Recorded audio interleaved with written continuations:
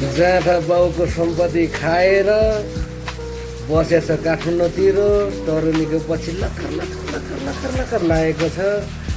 अनि धोका दियो भने टेन्सन डिप्रेसनमा जाने। त्यो जाँठा केटाकेटीहरूलाई के थाहा हो जाँठा दुःख भने के हो भनेर। हामीलाई चाहिँ जाँठा बिहानी खाए बेलुका के खाउँ भनेर पिर पर्छ।